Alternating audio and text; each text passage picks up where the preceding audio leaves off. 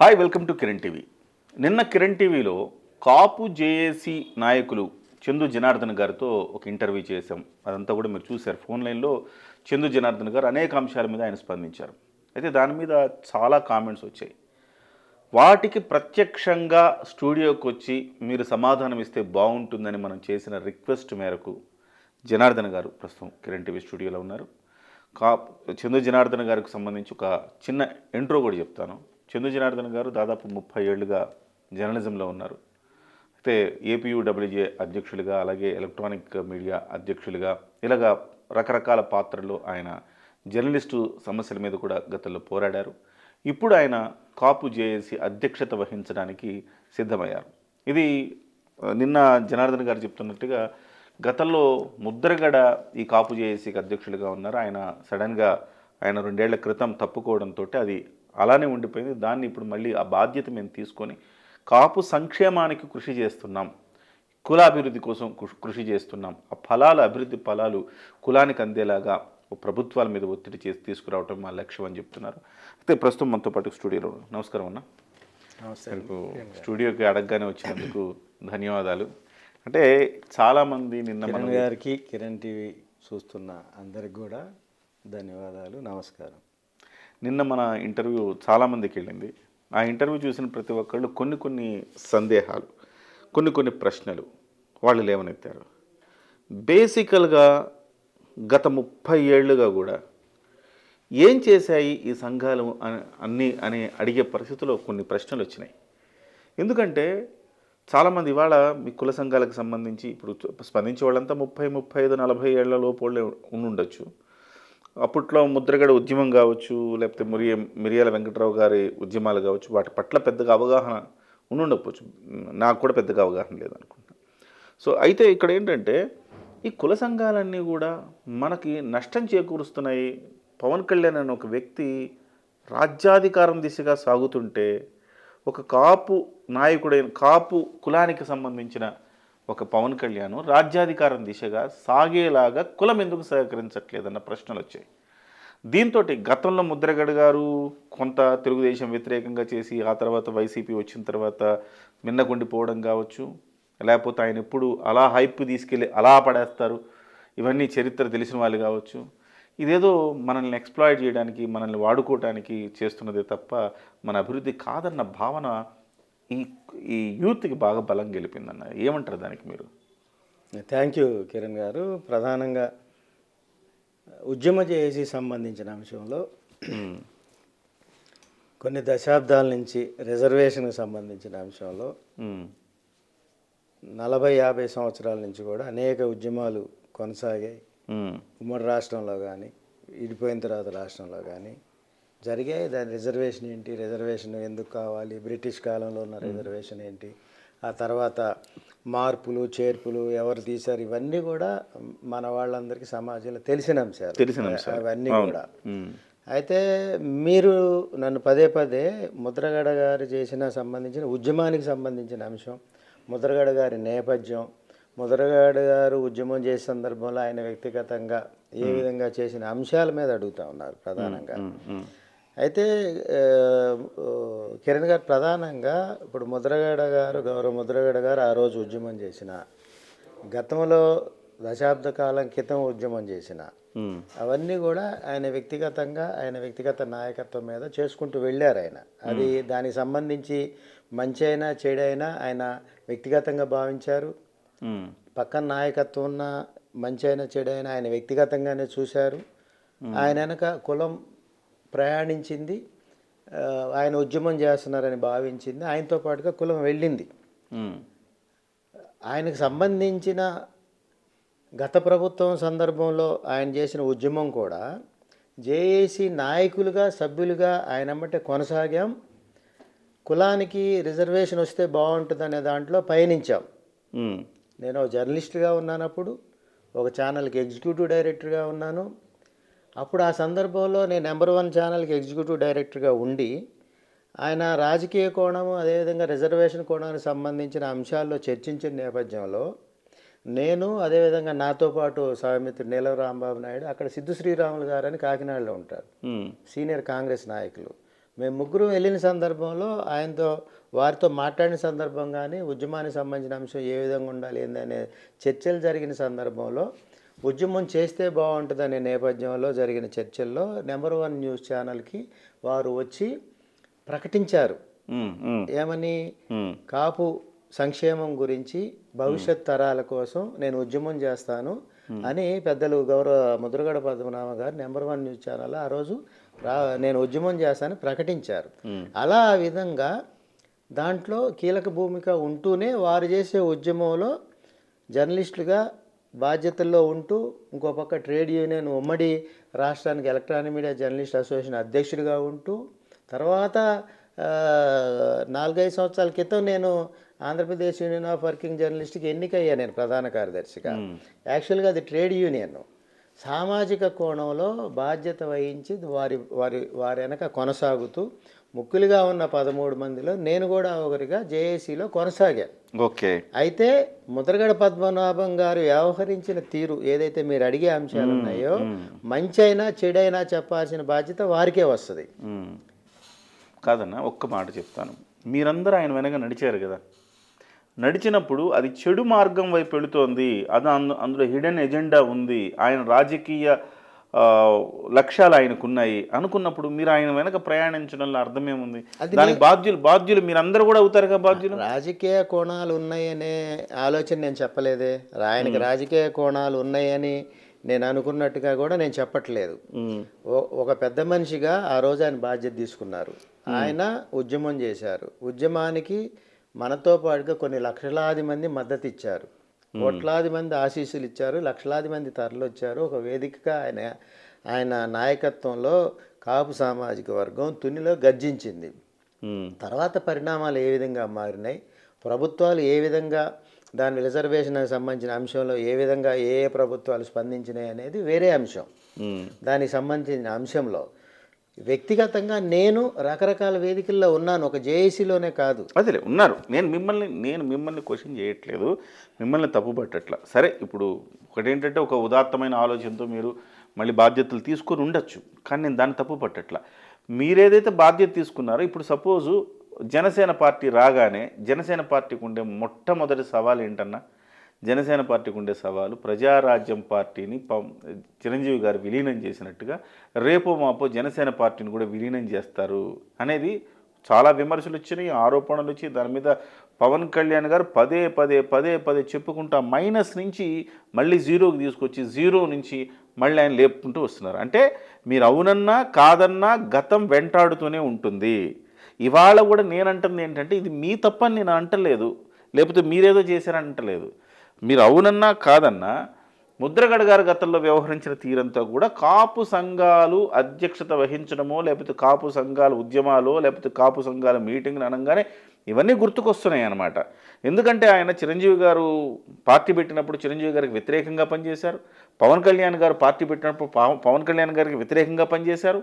ఆ తర్వాత ఇవాల్టి వరకు కూడా మొన్నటి వరకు ద్వారంపూడి చంద్రశేఖర్ రెడ్డిని సపోర్ట్ చేశారా తప్ప పవన్ కళ్యాణ్ని సపోర్ట్ చేయలేదు. ఆయన ఇంట్లో మేము ఉప్మా తిన్నామని చెప్పారు. సో ఈ రకంగా ముద్రగడ గారు బోలెడంతా చెడ్డ పేరు కులానికి తెచ్చిపెట్టారని నేను వ్యక్తిగతమైన నా అభిప్రాయం అన్న. అది మీరు అంగీకరించకపోవచ్చు, కానీ వ్యక్తిగత నా అభిప్రాయం. బోల్డ్ అంతా చెడ్డ పేరు తీసుకొచ్చి పెట్టారు. గబుక్కున కుల సంఘాల మీటింగు మీరు ఏదైనా రాజకీయమైన పరమైన అంశాలు అందులో పొందుపరచగానే ఓహో ఆ రోజు ముద్రగడ ఇలా చేశాడు కదా, వీళ్ళందరూ ఎందుకు చేస్తారు, చిరంజీవి గారిని అట్లా చేశారు, ఇవాళ పవన్ కళ్యాణ్ గారిని ఇంకేమైనా చేసేస్తారా అని ఒక భయము సాధారణమైన మీ కుల సంఘాలు అంత డెప్త్గా తిరిగే వాళ్ళ గురించి నాకు తెలియదు, కానీ సాధారణమైన పబ్లిక్లో నెలకొన్నది కాదంటారా? అయితే ముందుగా మీరు ఒక నిమిషం గమనించాలి. ఒక విషయంలో మేము తిరిగిన సందర్భంలో కానీ ఉద్యమ సందర్భంలో కానీ కార్యక్రమాల సందర్భంలో కానీ ఆ రోజు ముద్రగడ గారికి సంబంధించిన అంశాల్లో మేము గమనించిన అంశం, వారు ఒక్క రిజర్వేషన్కి సంబంధించిన అంశంలోనే మాట్లాడేవారు. ఇతర కాపు కులాలకు సంబంధించిన కార్యాచరణలో కానీ కార్యక్రమాల్లో కానీ మీటింగుల్లో కానీ ఏ రోజు కూడా వారు నా ఎజెండా కాదు, నేను ఒక రిజర్వేషన్కి సంబంధించిన అంశంలో ముందుకు పోతా అనే దాంట్లో ఆయన స్పష్టతనిచ్చారు. ఆ విధంగా ముందుకు పోయారు. ఇక మీరు సంబంధించిన అంశంలో అన్ని పూర్తిగా ముద్రగడ గారికి సంబంధించిన అంశం మంచైనా చెడైనా వారే స్పందించాలి, వారే దానికి సంబంధించిన ముందుకు రావాల్సిన అంశం ఉంది. ఇంకొక అంశం ఏంటంటే కుల సంఘాలకు సంబంధించిన అంశం. కుల సంఘం అనగానే కులము సామాజికంగా ఆ కులంలో ఉన్న వ్యక్తుల గురించి ఆ కులానికి సంబంధించిన అంశాల మీద ముందుకు పోతుంది. కుల సంఘము రాజకీయ ఆలోచనతో ముందుకు పోదు. ఇప్పుడు మీరు ఏదైతే ఇతర సామాజిక వర్గాలకు సంబంధించిన అంశాలు మనం చూసినట్టయితే, ఏదైతే ఇతర సామాజిక వర్గం నుంచి రాజ్యాధికారంలో ప్రభుత్వ అధినేతలుగా ఉన్న సామాజిక కోణంలో అంశాలను కనుక చూసినట్టయితే, గతంలో కేసీఆర్ గారు ముఖ్యమంత్రిగా ఉన్నారు, లేదా ఇక్కడ రేవంత్ రెడ్డి గారు కానీ, అక్కడ ఆంధ్రాలో మన జగన్మోహన్ రెడ్డి గారు కానీ ముఖ్యమంత్రిగా ఉన్నారు, లేదా చంద్రబాబు నాయుడు గారు ముఖ్యమంత్రిగా కొనసాగారు చాలా సందర్భాల్లో. ఎక్కడా కూడా ఆయా కుల సంఘాల మీద గెలుపోటములకు సంబంధించిన అంశాల్లో వాళ్ళని దూషించటం కానీ, గెలుపోటములుగా అంశాలలో వాళ్ళని తెర మీద తెచ్చి ఎవరైతే సమావేశాలు పెట్టుకుంటారో వాళ్ళని వ్యక్తిగత దాడులు కానీ చేయలేదు, జరగలేదు. కుల సంఘాలు కులానికి బలంగా ఉండాలి. ఎప్పుడు బలంగా ఉంటుంది ఆ కులం? మనం కుటుంబంలో ఉన్న వ్యక్తులు ఆ కుల సంఘాన్ని గౌరవించి ఏదైతే మనం వేదికల మీద చెప్తా ఉన్నామో, కులం అంటే ఈ విధంగా ఉండాలి, కుల సంఘం అయితే ఈ విధంగా ఉండాలి, పార్టీ అయితే ఈ విధంగా ఉండాలి, కాపాడుకోవాలని చెప్పి చెప్తా ఉన్నామో, వాళ్ళు దానికి సంబంధించిన కార్యాచరణలో ముందుకు రావాలి. ఎవరైనా ఒక కుల సమీకరణతో ఒక సమావేశం ఏర్పాటు చేసుకుంటే ఆ ఏర్పాటు చేసుకునే సమావేశంలో తప్పెప్పులు జరుగుతూ ఉన్నాయి, దీన్ని సరిచేయాల్సిన బాధ్యత మన మీద ఉన్నది అనుకున్న వ్యక్తి ఎవరైతే ఉన్నారో ఆ సమావేశంలో ఇన్వాల్వ్ కావాలి. ఆ సమావేశానికి టైం కేటాయించాలి. అంతేగాని నాకు వాట్సాప్ ఉంది, ఫేస్బుక్ ఉంది, నేను ఇంట్లో పడుకుంటాను, నేను ఎవరి మీదైనా ఏదైనా అంటాననే ఒక ఆలోచనతో ఉన్న కొంతమంది ఉన్నారో వాళ్ళు అసలు మన కులమోళ్ళు అనేది కూడా మనం చెప్పుకోలేము. ఎందుకంటే సోషల్ మీడియా వేదిక వచ్చిన తర్వాత సోషల్ మీడియాలో ఏదైతే సంఘాలను వ్యతిరేకించే ఇతర సామాజిక వర్గం, ఏదైతే కులాన్ని వ్యతిరేకించే ఇతర సామాజిక వర్గం, ఏదైతే రాజకీయ పార్టీలను వ్యతిరేకించే ఇతర సామాజిక వర్గం పేరు మీద సోషల్ మీడియాలో అకౌంట్లు ఉన్నాయి. ఆ అకౌంట్ల ద్వారానే ఆ ఫేక్ అకౌంట్ల ద్వారానే రాజకీయ నాయకుల మీద దాడులు జరుగుతున్నాయి. అదేవిధంగా ఈరోజు సమాజంలో ఉన్న ప్రముఖుల మీద సోషల్ మీడియా వేదికగా దాడులు జరుగుతూ ఉన్నాయి. సోషల్ మీడియాలో స్పందించే వ్యక్తులు ఎవరైతే ఉన్నారో నిజంగా వారి కులం మీద అభిమానం ఉంది, నిజంగా వాళ్ళ తల్లిదండ్రుల మీదో వాళ్ళ చెల్లి మీదో అక్క మీదో విమర్శలు చేస్తే ఇంట్లో వాళ్ళు ఊరుకుంటారా? ఊరుకోరు కదా. ఈరోజు ఏమడుగుతా ఉన్నారు ఆ వ్యక్తులు సోషల్ మీడియా వేదికగా? ఆ రోజు పలానా వ్యక్తి మీద లేదా గౌరవ పెద్ద మనిషి పవన్ కళ్యాణ్ గారి మీద కానీ ఇంకోళ్ళ మీద కానీ జరిగే దాడుల మీద సంఘాలు స్పందించాలి కదా అనేది. ఆ సంఘాల్లో ఉన్న వ్యక్తులు కూడా ఎవరుంటారు? కాపు కులం నుంచే ఉంటారు కదా. కాపు కులమైనా లేకపోతే ఇతర సామాజిక వర్గంలో ఉన్న ఇతర కులాలైనా ఆయా సంఘాల్లో ఉండేది ఆ కుటుంబాల నుంచి ఆ కులానికి పుట్టిన వ్యక్తులే ఆ కుల సంఘంలో ఉంటారు. ఆ కుల సంఘం నాయకత్వం కరెక్ట్గా లేదు, నీకు ఒక ఆలోచన ఉంది, ఆ సంఘంలో ఉన్న ఒక వ్యక్తి న్యాయంగా లేడు, నీకు ఒక ఆలోచన ఉంది, నువ్వు ఆ వేదిక మీదకి రా, నీ వాదన వినిపించు, ఆ సమావేశంలో నీ ఎజెండా పెట్టు, ఆ ఎజెండా నీకు సంబంధించిన అంశంలో న్యాయం జరిగే విధంగా, కులానికి న్యాయం జరిగే విధంగా రాజకీయ కోణంలో మీరు అందరినీ పాల్గొనాలి, సూచనలు చేయాలని మీరు కోరుతున్నారు, తప్పులేదు. కానీ నేనేమంటున్నానంటే ఇక్కడ మనకు వచ్చిన కొన్ని అంశాలు మీ దృష్టికి తెస్తా. అన్నాబొత్తుల శ్రీహర్ రావట ఒక అంశాన్ని లేవనెత్తాడు. ఈ 8 డిమాండ్లు గత 4 సంవత్సరాలుగా మీకు గుర్తు రాలేదా? First point. ఇంకొక క్వశ్చన్ ఏంటంటే, కాపు కార్పొరేషన్కి ఒక్క పైసా ఇవ్వని జగన్ను ఒక్క మాట కూడా ఎందుకు ఈ 4 ఏళ్లుగా ఎందుకు అనలేదు? ఇవాళ పవన్ కళ్యాణ్ గారు ప్రశ్నించింది అదే. ఆ రెండింటికి చెప్తాను నేను. చెప్పండి. ఇప్పుడు మనం జేఏసీ సమావేశం పెట్టుకున్నామంటే దాని అర్థం రాష్ట్రంలో ఉన్న ప్రముఖ నాయకత్వంతో కూడిన జేఏసీ. ఆ ప్రముఖ నాయకత్వంలో అన్ని రాజకీయ పార్టీలకు సంబంధించిన నాయకులు ఆయా మన కులం మీన్స్ కాపు కులంలో కాపు వర్గాలుగా ఉన్న అవతల నుంచి బలిజల నుంచి ఇటు శ్రీకాకుళం దాకా అన్ని వర్గాలుగా 5 వర్గాలుగా ఉన్న ముఖ్య నాయకత్వం ఆ జేఏసీలో కీలకంగా ముందుకు పోతా ఉంది. దాంట్లో టీడీపీ నేతలు ఉన్నారు, వైసీపీ నేతలు ఉన్నారు, జనసేన నేతలు ఉన్నారు, కాంగ్రెస్ నేతలు ఉన్నారు, బీజేపీ నేతలు ఉన్నారు. నేను పెట్టింది రాజకీయ పార్టీ సమావేశం కాదు, నేను పెట్టింది కాపు జేఏసీ సమావేశం. అన్ని రాజకీయ పార్టీలతో పాటుగా మీన్స్ జేఏసీలో కీలక నాయకత్వంలో ఉన్న ముఖ్య నాయకత్వం. ఆ బాధ్యత చూసుకోవాల్సిన అవసరం ఎవరికి ఉంటుంది? వారు ఎవరైతే పెద్దలు అడిగారో ఆ ప్రశ్నకు సంబంధించిన అంశాలు చూసుకోవాల్సిన అవసరం ఏంది? రాజకీయ పార్టీల్లో ఉన్న వాళ్ళు విమర్శలు కానీ ప్రతి విమర్శలు కానీ. సరే, ఇప్పుడు మీకు కుల సంఘం మీరు అసలు ఏందన్న ఎజెండా ఏంటి? మీరు 8 అంశాలు ప్రస్తావించారు కదా, ఒక 8 అంశాలు ప్రస్తావించారు. ఈ ప్రస్తావించిన అంశాలు ఇప్పుడు రాజకీయ అంశాలుగా చూడాలా, కులానికి సంబంధించిన అంశాలుగా చూడాలా? కులానికి సంబంధించిన అంశాలుగా చూడాలి. కులానికి సంబంధించిన అంశాలే కదా. ఈ అంశాలన్నీ ఏదైతే ఉన్నాయో ఇప్పుడు దీంట్లో మనం చూసే అంశాలు ఏవైతే ఉన్నాయో కాపు కులానికి సంబంధించిన అంశంలో ఈ మధ్య కాలంలో కాపు నాడు ఒక వేదిక కులాన్నంతా సమీకరించి విజయవాడ వేదిక ఒక సమావేశం పెట్టాలనే ఆలోచన హైదరాబాదులో విజయవాడలో మనం దాదాపు ఒక ఆరు సమావేశాలు నిర్వహించాం. పెడితే ఏ విధంగా ఉంటుంది బాగుంటుంది అనే దాంట్లో అప్పుడు కాపునాడుకు సంబంధించి ఆ రోజు స్వర్గీయ వంగవీటి మోహన్ రంగా గారి మీద జరిగిన దాడి సందర్భంగా వారిని కాపాడు కోసం ఏర్పాటు చేసిన కాపునాడు యొక్క కరపత్రం పరిశీలించినట్టయితే ఆ రోజు దాడులకు సంబంధించిన అంశం కానీ లేదంటే ముఖ్య నేతల మీద జరిగే దాడులకు సంబంధించిన అంశం కానీ ఆ రోజు ఉద్యోగస్తుల మీద జరిగే అంశాలు కానీ ఇవన్నీ కూడా ఈ రోజుకి పెండింగ్ ఉన్నాయి. ఆ రోజు 88లో స్వర్గీయ వంగవీటి మోహన్ రంగా గారిని కాపాడు కోసం ఏర్పాటు చేసిన కాపునాడు సందర్భంగా ఏర్పాటు చేసుకున్న అంశాల్లో పెట్టుకున్న ముఖ్యమైన ఎజెండా అంశాలు వంగవీటి మోహన్ రంగా గారి అంశం తప్ప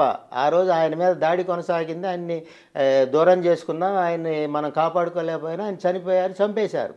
మిగిలిన అంశాలన్నీ కులానికి సంబంధించిన అంశాలు ఈ రోజు దాకా కూడా పెండింగే ఉన్నాయి. ఈ రోజు అనుకోకుండా తెర మీదకి వచ్చిన కాపు సమస్యలు కావు, రిజర్వేషన్ సంబంధించిన అంశాలు. కానీ రిజర్వేషన్ అంశం ఆ రోజు కూడా ప్రధానమైన ఎజెండాగా ఉంది. ఈ రోజు ఏదైతే పెద్దలు ఈ 4 సంవత్సరాలు గుర్తులేదా అనే అంశానికి గుర్తుకొచ్చినప్పుడు దీనికి సంబంధించిన అంశం ఆ పెద్దలు ఎవరైతే ఉన్నారో స్వతహాగా నేను ఆహ్వానిస్తా ఉన్నా వేదికలోకి రమ్మని. ఒకళ్ళతో కలిసి ముందుకు పోయే అంశం కాదు. ఏ సంఘమైనా ఏ నాయకత్వమైనా ఎవరైతే అది ముందుకు పోవాలని ముందు ఆలోచిస్తూ ఉన్నారో. మీరు అన్నది కరెక్టే, కానీ ఒక్క పాయింట్ మీరు గుర్తుపెట్టుకోండి. మీరు సదుద్దేశంతో చేసి ఉండొచ్చు, కానీ కరెక్ట్గా ఎన్నికల ముందు మీరు ఇలాంటివి పెట్టి డిమాండ్లన్నీ తెర మీదకి తీసుకొస్తే ఎట్లా అనిపిస్తుంది అంటే 10,000 కోట్ల రూపాయలు మీరు ఎందుకు రిలీజ్ చేయలేదు అనే ప్రశ్నను మీరు ఇంతకు ముందు అడగకుండా ఎన్నికల ముందు మీరు అడగటం వల్ల ఉపయోగం ఏంటి అనేది వస్తుందా రాదన్న? కంపల్సరీ వస్తుంది కదా. అయితే నేనేమంటున్నానంటే మీరు సంఘం కుల సంఘాల మీటింగ్లు పెట్టి అభివృద్ధి కోసం ఇలాంటివన్నీ మనం చేసుకుందామని వేరే అంశాలు మాట్లాడుకుంటే ప్రభుత్వాలను ప్రశ్నించే అంశాలు ప్రస్తావనకు వచ్చినప్పుడు ఎవడైనా అడిగేది మిమ్మల్ని 4 సంవత్సరాలు ఏం చేశారు? కిరణ్ గారు, మీరు అడిగే దాంట్లోనే మీ సమాధానం ఉంది. ఇప్పుడు జేఏసీ సమావేశం పెడితేనే కదా నేను మాట్లాడుకుంటున్నాం. ఇప్పుడు నేను మాట్లాడుకుంటేనే కదా కాపులకి ఈ సమస్యలు ఉన్నాయి, 8 రకాల సమస్యలు ఉన్నాయని ప్రభుత్వం ఆలోచించినా లేదంటే మన పెద్దలు ఆలోచించినా రాజకీయ పక్షాలు ఆలోచించినా వీటి మీద ఒక జేఏసీ రాష్ట్ర స్థాయి నాయకత్వం పెద్దలందరితో కలిసి ఒక 400 మంది నాయకులతో కలిసి నిర్వహించి దాని మీద ఈ అంశాలతో చర్చించుకున్నారు అనే అంశం ఎందుకు తెర మీదకి వచ్చింది? ఇప్పుడు దీన్ని ప్రభుత్వం ఆలోచిస్తుంది. ఈ 8 డిమాండ్లకు సంబంధించిన అంశం రాష్ట్ర ప్రభుత్వం ఎన్నికల సందర్భంగా ఎన్నికలు ఉన్నాయి కాబట్టి దీంట్లో మేము ఏం చేయగలుగుతాం అనేది. అదే కాకుండా వివిధ రాజకీయ పక్షాలు రాజకీయ కోణంలో ఎన్నికల సందర్భంలో ఆలోచిస్తుందా? తప్పనిసరిగా ఆలోచన. ఎందుకంటే ఇప్పుడు ఒక్క నిమిషం వినండి. ఇప్పుడు చంద్రబాబు నాయుడు గారు మహిళలకి నేను ఫ్రీగా బస్సుకు సౌకర్యం కల్పిస్తానని ఒక ప్రకటన చేశారు ఒక సభలో. దానికి సంబంధించి అధికారంలో ఉన్న పార్టీ వైసీపీ, అదేవిధంగా ముఖ్యమంత్రి జగన్మోహన్ రెడ్డి గారి నాయకత్వంలో దీని మీద ఎన్నికల తర్వాత జరిగే పరిస్థితి మేనిఫెస్టోలో పెట్టి అమలు పరచడం ఏంది, ఇప్పుడే అమలు పరిస్తే బాగుంటుంది కదా అనే ఒక ఆలోచన రాష్ట్ర ప్రభుత్వం యోచిస్తూ ఉంది. ఈ సమస్యలు మనం 22% ఉన్న పెద్ద సామాజిక వర్గం, రాష్ట్రంలో ఉన్న పెద్ద సామాజిక వర్గం, ఇన్ని లక్షల మంది ఉన్నప్పుడు వీళ్ళకి సంబంధించిన సమస్యల ఆలోచన చేస్తే కొద్దిగైనా న్యాయం జరుగుతుంది. ప్రభుత్వానికి ఇదేమన్నా ఇవ్వబోతున్నాం. మీరు ఇచ్చిన తర్వాత ప్రభుత్వం ఒక నిర్ణయం తీసుకుంటుంది. ఈడబ్ల్యూఎస్ రిజర్వేషన్లో 6%, 5% మేము కాపులకి ఇస్తామని నిర్ణయం తీసుకుంటుంది. అప్పుడు ఏం చేస్తారు? ఏం చేయాలి అప్పుడు కాపులందరూ? ఏం లేదు, న్యాయం జరుగుతుంది. జగన్మోహన్ రెడ్డి గారు కోటేయాలా? ఇది జేఏసీ అవునన్నా, మీరు కరెక్టే. మీరు కిరణ్ గారు, అంటున్నది. ఇది మీరు ఇప్పుడు ఎట్లా ప్రభుత్వ ఉద్యోగులు ఎటువైపు కిరణ్ తీసుకెళ్తున్నారు గారు, ఒక దాన్ని? నిమిషం ఆగండి. ప్రభుత్వ ఉద్యోగులు వాళ్ళ సమస్యల మీద ఒక డిమాండ్ చేస్తుంది.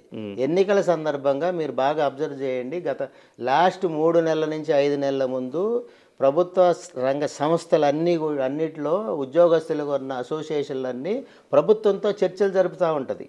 మా డిమాండ్లు ఇవి ఉన్నాయి, మీరు దీని మీద తీర్చాల్సిందే అని. అంటే వాళ్ళు ఏమన్నా రాజకీయ పార్టీలో చేరతారా? కాదు.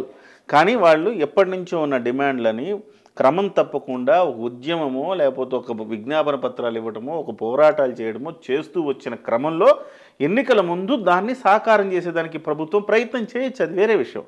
కానీ 4 ఏళ్ల పాటు కామ్గా ఉండిపోయి ఇప్పుడు ఇది తెర మీద తీసుకొచ్చి ఒక అనుమానం కలగదా? ఇప్పుడు జగన్మోహన్ రెడ్డి ఒక మాట, జగన్మోహన్ 4 రెడ్డి ఏళ్ళు అవ్వలేదు కిరణ్ గారు. ముద్రగడ పద్మనాభం గారు ఉద్యమంలోంచి వైదొలిగి ఒక సంవత్సరం అయింది. ఆయన సంవత్సరం అయింది, సంవత్సరం 3.5 సంవత్సరాలు. సరే, 3 సంవత్సరాల పాటు ముద్రగడ గారు ఉన్నారు కదా. నీకు ఒక వ్యక్తి మారిన తర్వాత ఆ వ్యక్తి ఒక కుటుంబ పెద్ద, మన దాంట్లో ఉన్న ఒక పెద్ద మనిషి ఉద్యమం చేసి ఒక పెద్ద స్థాయిలో ఉద్యమం నడిపించిన సందర్భంలో ఆయన తిరిగి కొనసాగవలసిందిగా జేఏసీలో ఉన్న ముఖ్యమైన మనుషులంతా ఒక 6 సార్లు సమావేశమై వారిని తిరిగి నాయకత్వం వహించవలసిందిగా కోరారు. ఎందుకంటే జేఏసీకి మంచిది, పెద్దలుంటే బాగుంటుందని ఉద్దేశంతో. ఈ తర్వాత క్రమంలో పెద్దలు హరిరామ జోగయ్య గారు కూడా దీనికి సంబంధించిన న్యాయపరమైన అంశం మీద ఆలోచించి కోర్టుకు సంబంధించి కూడా వారు కొంత కసరత్తు చేశారు. ఈ విధంగా అంటే మన దాంట్లో చాలామంది పెద్దలు ఉన్నారు, దీనికి సంబంధించి ఆలోచించకుండా లేరు. అదేవిధంగా మనకు సామాజిక వర్గానికి సంబంధించిన పెద్దలు దీని మీద చాలా కసరత్తు చేశారు. దీనికి సంబంధించిన అంశంలో హైదరాబాద్ వేదికగా మనకి విశ్వ సంఘాల సమాఖ్య అని విశ్వ అని ఒక సొసైటీ ఉంది. దాంట్లో నేను కీలకంగా ఉన్నాను. నేను హైదరాబాద్లో ఉన్న మనకు సంబంధించిన జంట నగరాల సంఘాల సమావేశం గావించి దాంట్లో 350 మంది ప్రముఖులతో సమావేశం ఏర్పాటు చేసి దాంట్లో ఐఆర్ఎస్ జిఎస్టీ ప్రిన్సిపల్ చీఫ్గా రిటైర్ అయిన రంగిశెట్టి మంగబాబు గారిని కన్వీనర్గా మేము ఎన్నుకుని తద్వారా ఆ సొసైటీకి 7 ఎకరాల భూమి అక్కడ రాష్ట్ర ప్రభుత్వంలో మనం తెచ్చుకోవడం జరిగింది. దానికి సంబంధించిన పెద్ద స్థాయి అధికారులు తమిళనాడుకి ముఖ్య ప్రధాన కార్యదర్శిగా చీఫ్ సెక్రటరీగా పనిచేసిన రామ్మోహన్ గారు, మంగబాబు గారు, అదేవిధంగా ఐటీ ప్రిన్సిపల్ చీఫ్గా చేసిన పివి రావు గారు, పెద్ద లక్ష్మీకాంతం గారు కృష్ణా జిల్లా కలెక్టర్గా చేశారు. అదేవిధంగా టీవీఎన్ రావు గారు అని ఇంకొక ఐఎఫ్ఎస్ ఎండి టూరిజంగా చేశారు. హర్షవర్ధన్ గారు, ముత్యాల సత్యనారాయణ గారు, అదేవిధంగా ఈ సంఘానికి అధ్యక్షులుగా ఉన్న గౌరవ జస్టిస్ భవానీ ప్రసాద్ గారు, ఇంతమంది మేము అనేక సమావేశాలు నిర్వహించిన దాంట్లో దీని మీద ప్రధానంగా ఈ రిజర్వేషన్ సంబంధించిన అంశం ఎన్నోసార్లు చర్చించడం జరిగింది. దీని మీద చర్చించలేదు, లేదా జేఏసీగా ఉంటేనే చర్చిస్తామనేది జరగల. దాని మీద అంతర్గత కార్యక్రమాలు జరిగినాయి. దాని మీద జరిగితే మీరు ఏ రోజైనా ప్రభుత్వానికి ఒక విన్నపం ఇవ్వడమో లేకపోతే ఏదైనా చేయడము చేయలేదు కదా? జరిగింది. ఏం చేశారు? జరిగింది, దానికి సంబంధించిన వినతి ఇవ్వడం జరిగింది. దీనికి సంబంధించిన ఏదైతే డిమాండ్లు ఉన్నాయో, కాకపోతే మనం పని చేసుకోవాలి. దాని ప్రచారం కాదు ఇంపార్టెంటు. మనకి పెద్దలుగా ఉన్నవాళ్ళు ఐఏఎస్లుగా, ఐఆర్ఎస్లుగా, ఐఎఫ్ఎస్లుగా, లేదంటే ప్రభుత్వ అధినేతలుగా పనిచేసిన ఈ పెద్దలందరం కూడా వాళ్ళ ఆలోచన విధానాలు ఏ విధంగా ఉంటుంది, మనం దాని మీద కూర్చుని దీన్ని ప్రచారం చేసుకునే పనిలో ఉండరు కదా. ఒకటి. రెండోది, ఉన్నా కూడా ప్రచార మాధ్యాల్లో కాపులకు అంత ప్రాధాన్యత ఏడుంది. ఇప్పుడు నేను సరే నిన్న కూడా చెప్పారు, నేను కూడా అంగీకరించే అంశాన్ని. అంతగా పవన్ కళ్యాణ్ లాంటి వాళ్ళకే ప్రచారం ఇవ్వట్లేదు. తెలుగుదేశం పార్టీతో ఉంటే ఇందాక ఒక అంశం చెప్పారు, ఏమని పెద్దలు ప్రజారాజ్యానికి సంబంధించిన అంశంలో ఈ విధంగా వార్తలు వచ్చినాయని. ఆ రోజు ఏ మాధ్యమాలు చిరంజీవి గారికి వ్యతిరేకంగా పనిచేసాయి కదా. ఏ మాధ్యమాలు మనం పొత్తు కుదుర్చుకుని ఉమ్మడి పొత్తు దాకా వచ్చి ఒక స్నేహ వాతావరణం వచ్చేదాకా వ్యతిరేకంగానే ఉన్నాయి కదా. అంటే అంశాల వారీగా ఒక శత్రుత్వం కానీ ఒక మిత్రుత్వం కానీ రాజకీయాల్లో లేదు, అదేవిధంగా మీడియాలో కూడా లేదు. ఎగ్జాక్ట్లీ అన్న. నాకు ఒక కామన్ మ్యాన్కి వచ్చే ఒక సందేహం మీ ముందు ఉంచుతా, దానికి మీరు సమాధానం చెప్పాలి. ఏంటంటే మొత్తం కాపులంతా కూడా గతంలో ఎన్నడూ లేని విధంగా పవన్ కళ్యాణ్ వెనుక ర్యాలీ అవుతున్నారు. మీకు నిన్న మనం చేసిన దీంట్లో కూడా చూస్తే ప్రతి కామెంట్లో చెప్తున్నది ఏంటంటే ఏ చర్చ అవసరం లేదు, పవన్ కళ్యాణ్కి ఓటేయాలి, ఇంకా అవసరమే లేదు, మేము పవన్ కళ్యాణ్కి ఓటేస్తాం అని అంత 90% మంది కాపులు పవన్ కళ్యాణ్తోనే ఉంటారు అని ఇట్లా రకరకాల కామెంట్స్ పెడుతున్నారు. నాకు సహజంగా వచ్చే డౌట్ ఏంటంటే కాపులందరూ పవన్ కళ్యాణ్ వెనక ర్యాలీ అవుతున్నారు, తెలుగుదేశం పార్టీతో పోతుంది, డెఫినెట్గా మనం ఓడిపోతాం అనేది జగన్ గారికి ఉన్న ఒక అవగాహన వచ్చేసి ఉంటుంది. ఇప్పుడు ఆయన ఏం చేస్తాడు, జనరల్గా కులాన్ని గెలుపుతాడు. గెలకడం అంటే ఎట్లా చేస్తారు, సరే మీరు ఈ డిమాండ్లు నా దగ్గర తీసుకురండి, నేను ఈ డిమాండ్లో నేను ఓకే అని చెప్తాను, ఆటోమేటిక్గా చాలామంది కాపు వర్గం అంతా నా వైపు వచ్చేస్తుంది, కాబట్టి దీనికోసం మీరు ఒక ఇన్స్ట్రుమెంట్గా పనిచేయమని మీకు చెప్పుంటాడేమోనని చాలామందికి ఉన్న డౌట్. మీరు దాన్ని క్లియర్ చేయాలి. ఎందుకంటే ఇప్పుడు దాకా లేదు, సడన్గా మీటింగ్ పెట్టేసి ఈడబ్ల్యూఎస్ లేకపోతే కాపు కార్పొరేషన్ నిధులు గబుక్కున ఆయన దగ్గరికి విజ్ఞాపన పత్రం వెళ్ళంగానే ఓకే కాపులందరూ కూడా నా కోసం వచ్చారు కాబట్టి వీళ్ళకి ఇవ్వాల్సిన ఈడబ్ల్యూఎస్ నేను అధికారంలోకి వస్తే ఈడబ్ల్యూఎస్ రిజర్వేషన్లు నేను ఇస్తాను, లేకపోతే ఇది ఇస్తాను అని చెప్పంగానే ఇది ఆయనకి అనుకూలంగా మారిపోతుందేమో, ఇది పవన్ కళ్యాణ్ మీద జరిగే కుట్ర కాదా అని ఆలోచించే వారికి మీరు ఏం సమాధానం చెప్తారు? కిరణ్ గారు, ఒక అంశం ప్రధానంగా దీంట్లో, ఇప్పుడు వేరు వేదికలు, వేరు సమావేశాలు, మనం రోజువారీ కార్యక్రమాలు అవన్నీ వేరే అంశం పక్కన పెడదాం. మీరు అడిగే ఒక జేఏసీ పరిధిలోకే మనం మాట్లాడుకుందాం. ఏది మీరు అడిగిన ప్రశ్నకు సంబంధించిన అంశంలో, మొన్న జరిగిన విజయవాడ వేదికగా జరిగిన జేఏసీ సమావేశంలో కీలకమైన జనసేన నేతలు పాల్గొన్నారు. కీలకమైన జనసేన నేతలు, పెద్ద స్థాయి నేతలు, ప్రారంభం నుంచి ఆఖరి దాకా. ఆమంచి సోములు గారు, ఆయన జనసేనలో కీలకంగా ఉన్నారు. ఎండింగ్ ఆఖరికి ఇక సెండాపు, ఇక వెళ్ళిపోదాం అందరం అనుకున్నప్పుడే ఆమంచి సోములు గారు, అదేవిధంగా అమ్మిశెట్టి వాసు గారు, అదేవిధంగా మంచాల సాయి సుధాకర్ నాయుడు గారు, అదేవిధంగా అక్కల గాంధీ గారు మైలవరం జనసేన ఇన్ఛార్జి, అదేవిధంగా పాకనాటి రమాదేవి గారు, ఈ విధంగా వీరి కాక జిల్లాల నుంచి ఇంకా 30 మంది పైచిలక నసరావుపేట నుంచి ఏలూరు ప్రసాద్ గారని విద్యావేత్త, కాలేజెస్ ఉన్నాయి ఆయనకి. ఆయన అయితే ఆ సమావేశంలో సభ అధ్యక్షునికి సంబంధం లేకుండానే మైక్ తీసుకుని జై జనసేన, పవన్ కళ్యాణ్ గారు జిందాబాద్ అనే స్లోగన్స్ ఇచ్చారు ఆయన. యాక్చువల్గా మీరు చెప్పే సందర్భాన్ని బట్టి ఇతర పార్టీల నుంచి అభ్యంతరాలు రావాలి ఆ సమావేశంలో, ఎందుకంటే వైసీపీ నేతలు ఉన్నారు. ఆ సందర్భంలో పెద్దలు కిలార్ రోషే గారు కూడా ఉన్నారు అక్కడ, ఆయన వైసీపీకి సంబంధించిన శాసనసభ్యులు.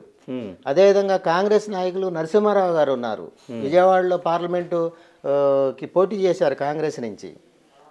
టీడీపీ నుంచి మనకి జేఏసీలో నాయకత్వంలో ఉన్న ఆకుల రామకృష్ణ గారు ఉన్నారు, వాసిరెడ్డి యేసుదాస్ గారు ఉన్నారు, ఆరేటి ప్రకాష్ గారు బీజేపీ సింపథైజర్గా ఉన్నారు, తోట రాజు గారు నీకు వైజాగ్ నుంచి ఉన్నారు, ఆయన వైసీపీకి సంబంధించిన బాధ్యతల్లో ఉన్నారు.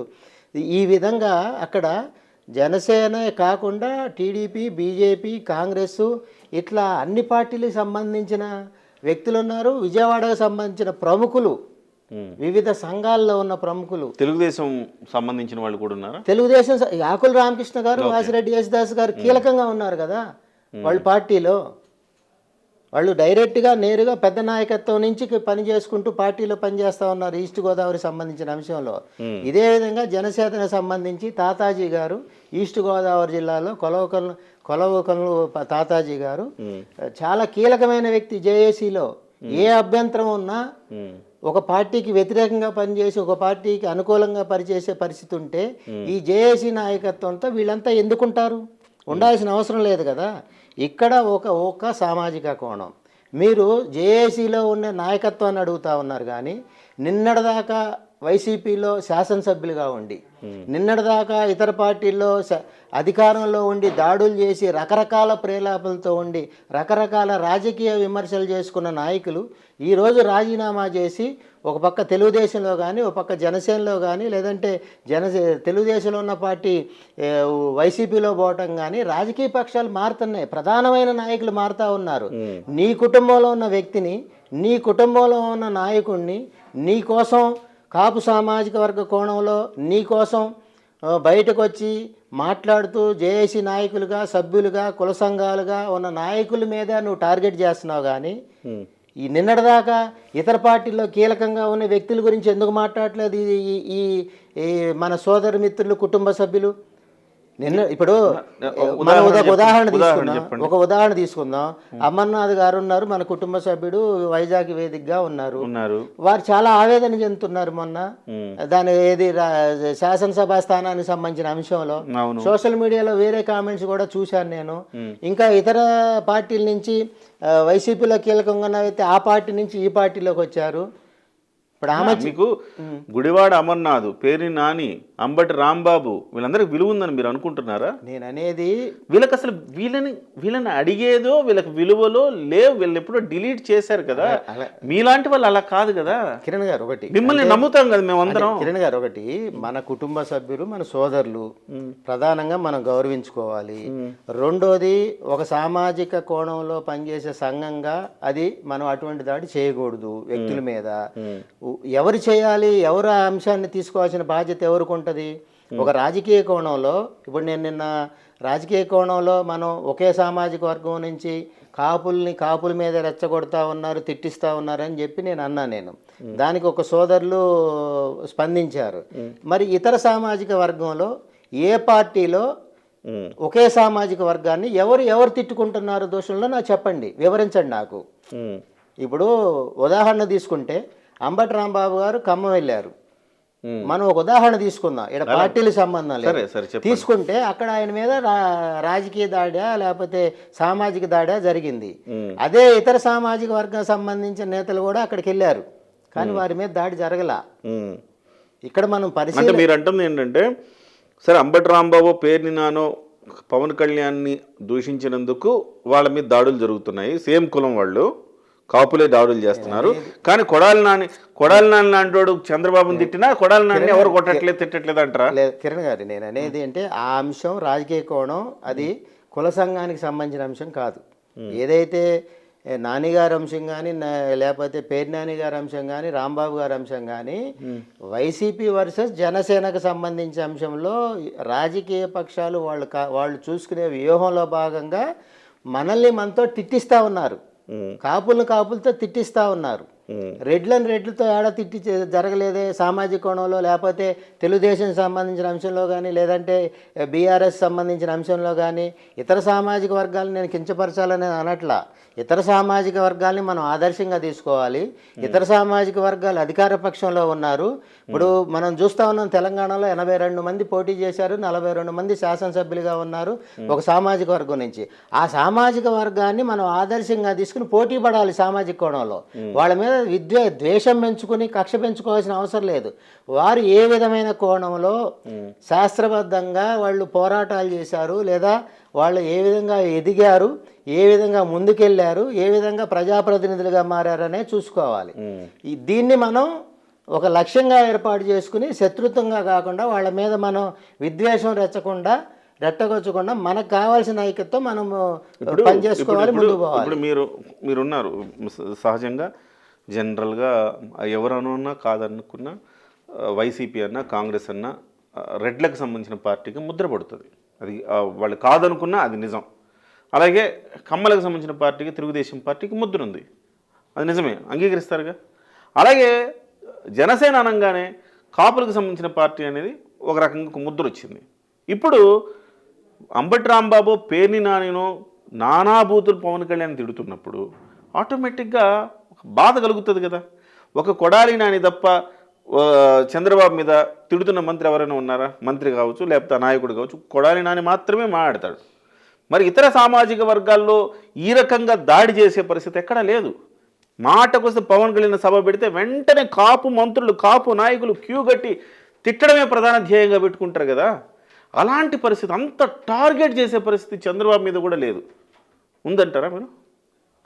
ఇక్కడ మనం ఒక లోతుగా 3 అంశాలు పరిశీలించాలి. ఒకటి, తెలుగుదేశం లేదా వైసీపీ. ఈరోజు నేను ఒక ఛానల్లో చూశాను, నేను కాపులకు సంబంధించిన డిస్కషన్. దాంట్లో ఆ వ్యక్తి ఇతర సామాజిక వర్గమైన ఒక చర్చ చేశారు. కాపు సామాజిక వర్గంలో 95% జనసేన పవన్ కళ్యాణ్ గారి వెనకనే ఉన్నది అని. ఓకే, నేను ఆ సోదరు మిత్రుడిని అభినందిస్తున్నా. ఎందుకంటే కాపులంతా ఆయన వెంట ఉన్నారనేది స్పష్టత ఇచ్చారు దాంట్లో. అదే విషయంలో అదే కాకుండా రెండో వ్యాఖ్య కూడా చేశారు సోదరులు. ఏమనంటే తెలుగుదేశానికి సంబంధించిన అంశంలో చౌదరీస్ కానీ వైసీపీకి సంబంధించిన అంశంలో రెడ్లు కానీ ఎప్పుడూ కూడా సామాజిక కుల సంఘాల సమావేశాలు జరగవు వారి కోసం, ఇట్లా వ్యతిరేకమైన భావనలు అనేది కూడా స్పష్టత ఇచ్చారు. అంటే వాళ్ళ విజను, వాళ్ళు ఇప్పుడు స్వాతంత్రం రాకముందు నుంచి కూడా విజన్తో పనిచేశారు. వాళ్ళు ఇప్పుడు బ్రిటిష్ పాలనలో ప్రభుత్వంలో ఉండటం కానీ లేదా తర్వాత జరిగిన పరిణామంలో కానీ రకరకాలుగా ఆర్థిక మూలాలతో కానీ ఒక విజన్ తోటి కానీ పనిచేశారు. అయినా కూడా ఈరోజు 100కి 95 మంది కాపులు జనసేన పక్షాన ఉన్నారు అనే దాన్ని ఆ మిత్రుడు క్రోడీకరించారు, ఏకీభవించాడు దాని మీద. ఇంకా కాపులు మీరు చెప్పే సిస్టంలో జనసేన వెనక లేరని మీరు ఏ విధంగా అడుగుతున్నారు నన్ను? జనసేన వెనక లేరు అంటలేదు. 90 అనుకుందాం, 95 అనుకుందాం, ఈ 5-10% డిస్ట్రాయ్ చేయడానికి ట్రై చేస్తున్నారనేదే కదా ఇక్కడ చర్చ. అసలు సాధ్యం కాదు అది. మీరు ఆలోచించండి, ఒక కుటుంబంలో ఒక 5గురు ఉన్నప్పుడు ఆ 5గురు ఆ కుటుంబం గురించి ఆలోచించినప్పుడు ఆ 5గురు 100 కుటుంబాలు కూడా వాళ్ళ కుటుంబాల గురించి ఆలోచిస్తాయి. అట్లాంటిది కులమో కుల సంఘమో ఆ కుటుంబంలో నుంచి వచ్చిన పవన్ కళ్యాణ్ గారికి కులం వ్యతిరేకంగా ఎందుకు ఉంటుంది? ఇక్కడ సామాజిక అంశంలో కుల సంఘాలు పెట్టుకునే సమావేశాలని కుల సంఘాలుగానే చూడాలి. మనం ఏం చేస్తున్నాం, కొంతమంది మిత్రులు ఆ కుల సంఘాలని రాజకీయ కోణంలో చూస్తున్నారు. ఆ రాజకీయ కోణంలో ఉన్న కుల సంఘ నాయకుల్ని ప్రశ్నించవచ్చు అక్కడ ఒక వేదిక మీద. ఎక్కడ వాళ్ళు ఒక పార్టీగా సమావేశం పెట్టుకున్నప్పుడు ఆ పార్టీగా మీరు అనుకున్న మనోభావాలకు విరుద్ధంగా ఆ వ్యక్తి ప్రవర్తించినప్పుడు ఆ వ్యక్తిని మీరు నేరుగా కూడా అడగచ్చు. మన కుటుంబం నుంచి ఒక వ్యక్తి ఉన్నాడు, ఆ వ్యక్తికి కులము కానీ కుటుంబం కానీ నిలవాలి, ఆ విధంగా పనిచేయాలని చెప్పి అడగచ్చు. ఇంకోటి, ఎవరైతే దాని మీద యాక్టివ్గా ఉండి సంఘాలని అవేర్నెస్ చేయాలనుకుంటున్నారో లేదా సంఘాలని ఒక సూచన చేయాలనుకుంటున్నారో, ఒక సమావేశంలో వ్యక్తికి కానీ కులానికి కానీ కుటుంబానికి కానీ నష్టం కలిగించే కార్యక్రమం జరుగుతుందని అనుకుంటున్నారో వాళ్ళని నేను స్వతహాగా ఆహ్వానిస్తున్నా జేఏసీ సమావేశానికి. వాళ్ళకి కావలసిన వాదన వాళ్ళు వినిపించవచ్చు. ఏ వాదనైనా అది ఆ ఎజెండాలో పెట్టే బాధ్యత నేను తీసుకుంటా. ఆ సమావేశంలో ఎజెండాలో పెట్టి ఫలానా వెంకటేశ్వరరావు గారు ఈ విధంగా చర్చించారు, ఈ విధంగా డిమాండ్ చేశారు, ఈ విధంగా కావాలన్నారనే అంశం కూడా తీర్మానంలో పెట్టించే బాధ్యత మేము తీసుకుంటాం. అంతేగాని వ్యతిరేకంగా ఎందుకు పనిచేస్తుంది? రాజకీయ కోణం అనేది లేకుండా పోయేదే జేఏసీ. ఎవరైతే జేఏసీ నాయకత్వంగా దాంట్లో కొనసాగుతూ ఉన్నారో వాళ్ళు పార్టీల్లో ఉన్నారో వాళ్ళకి సంబంధించిన పార్టీ కార్యక్రమాలు పార్టీల్లో చూసుకుంటారు వాళ్ళు. అంతేగాని